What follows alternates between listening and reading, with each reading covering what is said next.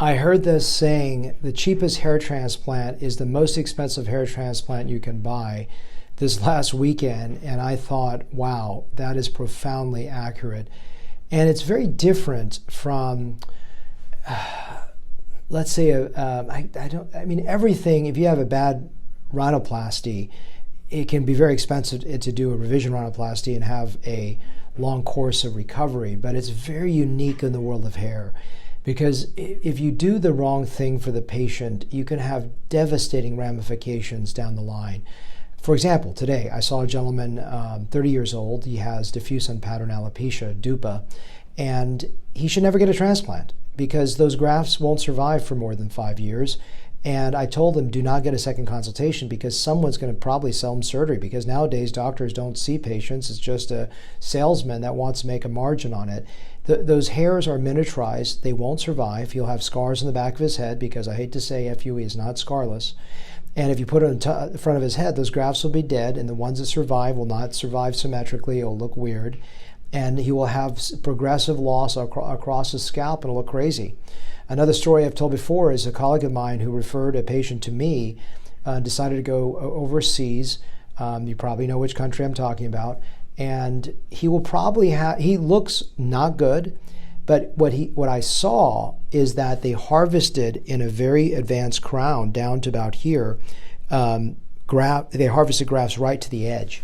So because they want maximal grafts and they don't want a problem for the next few years, what they don't care about with this patient, the patient doesn't know about, is in the next 5 to 10 years, those grafts are going to fail because they've gone right up to the edge of the area of advanced baldness. You cannot do that with FUE. And those scars in the back will be white dots that will be exposed. He's probably happy for the next 5 years, long enough that this other person is probably going to go out of business and it won't matter anymore. But he has no clue how devastatingly dangerous this is, and it's not an easy exit to fix this issue. Or someone else, they said, look, I told the story of a person that I ran the course with, and in Fort Lauderdale, and his friend posted all these great photos of how great he looked of his transplant. He went overseas, and how natural it looks and how life-changing it is. Of course, you don't want to be the person to tell him it looks terrible, but his hairline goes too wide, all the way out to here.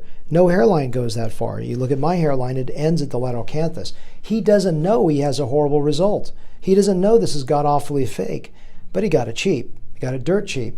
And that is that's a short-term problem, but we don't know about the problems because the judgment wasn't there. That's going to occur in 5, 10 years. And some of these ones may cost $100,000 to fix it, and you may not even have the donor hairs to do it to fix it. Another gentleman that I had to do a salvage operation at 43 he has really poor density donor. I had to do 2 small strips and FUE beard to try to handle the correction on his scalp, and he won't even get a good correction. And he told me these words. He says, Dr. Lamb, I wish someone had the ethics to have told me when I was 30 never to have done a transplant, because right now all you're doing is trying to fix something that is barely fixable, and it's absolutely true. So these are the things that are really important, is don't go in for the cheap transplant. You don't even know what the problem is. And even if you're happy for 5 years, you don't know what's going to happen in the next 10 years because the decision was badly done.